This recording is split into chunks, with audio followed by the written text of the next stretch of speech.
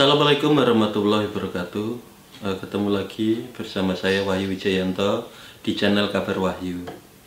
Hari ini tanggal 21 Juni tahun 2020 kita memperingati haul kematian Presiden Republik Indonesia yang pertama sekaligus proklamator Insinyur Soekarno. Setengah abad yang lalu Soekarno mangkat bukan dalam kondisi yang baik. Ia berstatus sebagai tahanan rumah, tahanan di negara yang dulu diperjuangkan dengan pengorbanan yang tiada terperikan. Bila ada kekurangan Soekarno sebagai manusia selama berjuang memerdekakan Indonesia bersama para tokoh lainnya dan seluruh komponen masyarakat, lalu memimpin Indonesia sejak masa-masa yang sangat sulit hingga kemudian Allah memanggil. Lalu, mengapa sekarang ada sebagian dari kita yang menistakannya?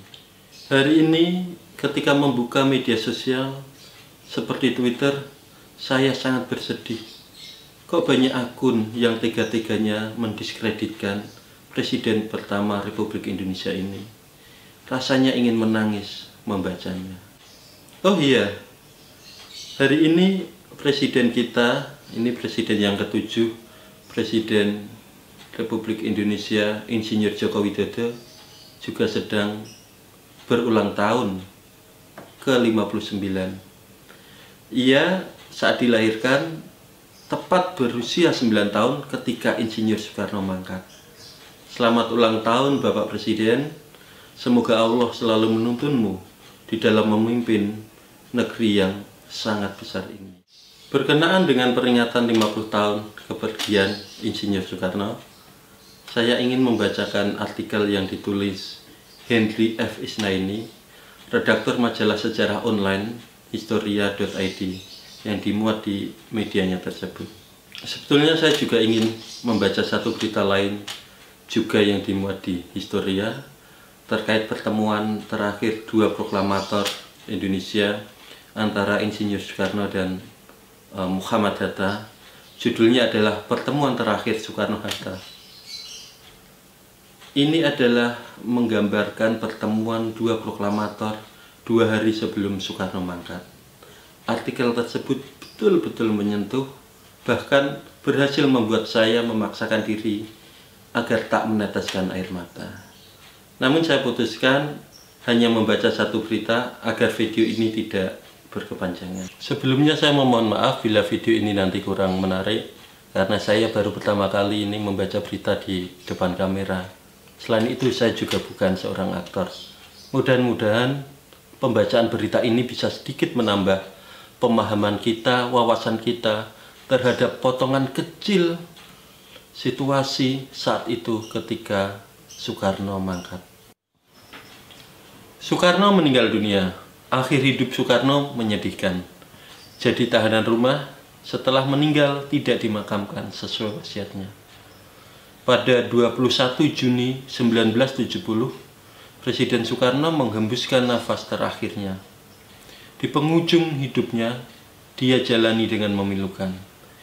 Setelah dijatuhkan pada Maret 1967 dengan naiknya Jenderal Soeharto menjadi presiden, Soekarno menjadi tahanan rumah di Istana Bogor, kemudian dipindahkan ke Wisma Yaso di Jakarta, sekarang Museum Satria Mandala. Yusuf Manandi, mantan aktivis Kesatuan Aksi Mahasiswa Indonesia, menyebut bahwa beberapa oknum dari intelijen Komando Pemulihan Keamanan dan Ketertiban yang ingin membuktikan keterlibatan Soekarno dalam gerakan makar PKI, mungkin tanpa perintah Soeharto, menetapkan Bung Karno berstatus tahanan rumah, sementara penyelidikan berlangsung. Laporan resmi pemeriksaan ini tidak pernah dikeluarkan, katanya dalam menyibak tabir Orde Baru Memoir Politik Indonesia 1965-1998. Dikucilkan dari rakyatnya di Wisma Yaso sejak penghujung Desember 1967. Bahkan keluarga dan kerabatnya pun sulit menemui Bung Karno. Untuk membesuk Bung Karno, mereka harus mendapat izin lebih dulu dari otoritas yang berwenang, tulis sejarawan Bob Hering dalam Soekarno, Arsitek Bangsa. Ali Sadikin, Gubernur DKI Jakarta 2 periode 1966-1977, pernah menengok Soekarno di Wisma Yaso mengungkapkan, keadaan tempat tinggal itu kotor sekali, kebunnya tidak diurus.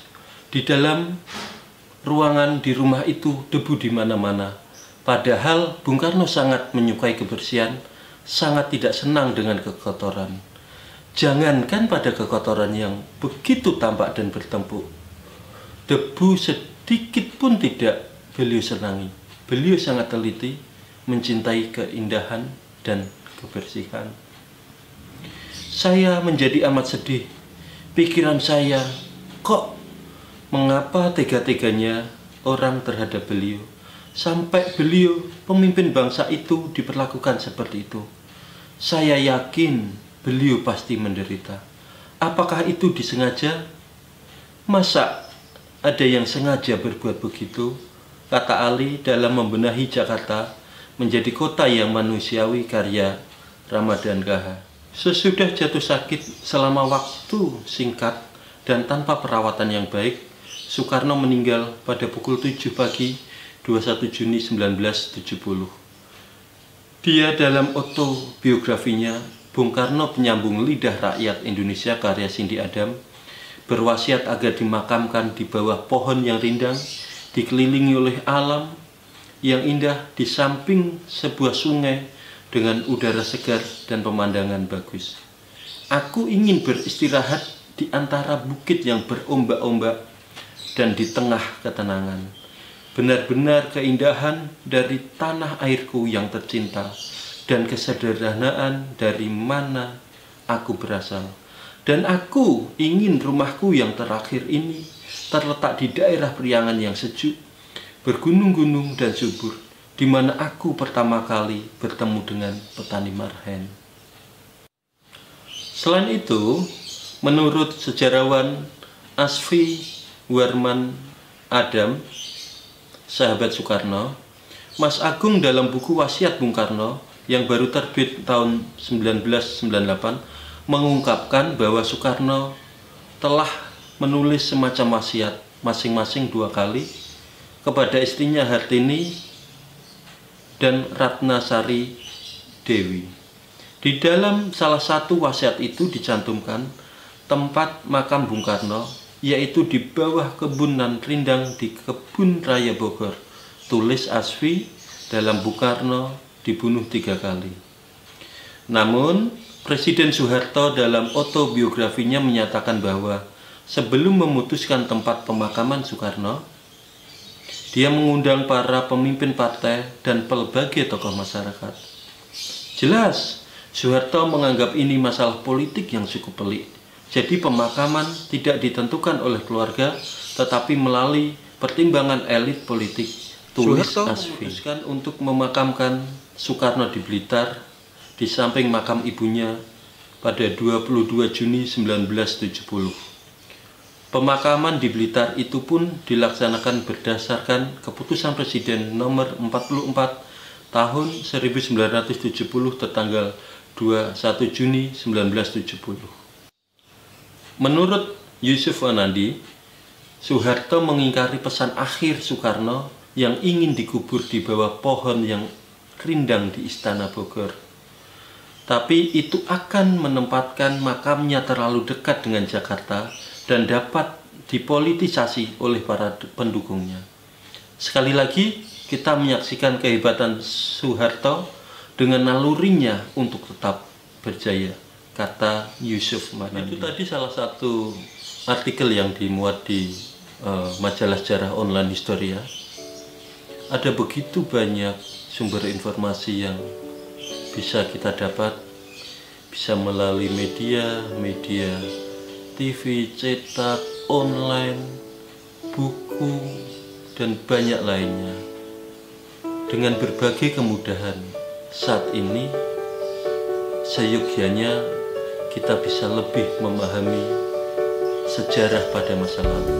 Dengan begitu, nanti kita tidak akan terburu-buru untuk membuat penilaian atau membuat status-status yang rasa-rasanya kok di hati itu menyedihkan ya. Seorang proklamator, tokoh bangsa, bapak bangsa, pendiri bangsa dan negara kita ini banyak yang menistakannya. Mudah-mudahan hal-hal seperti ini tidak lagi terjadi bila kita mau merasa bodoh sehingga kita mencari banyak sumber informasi yang bisa kita dapatkan dengan mudah. Cukup lewat jempol ini sebenarnya kita bisa mencari informasi, tinggal kita bagaimana mau atau tidak. Mudah-mudahan video kali ini membawa manfaat. Hari ini sekali lagi tepat setengah abad Presiden pertama Republik Indonesia Insinyur Soekarno berpulang. Kita mendoa pada Allah Subhanahu wa Ta'ala agar segala amal ibadah, segala amal kebaikan beliau diterima dan diampuni segala dosa, kekhilafan dan kesalahannya. Kita ketemu lagi di video-video selanjutnya. Wassalamualaikum warahmatullahi wabarakatuh.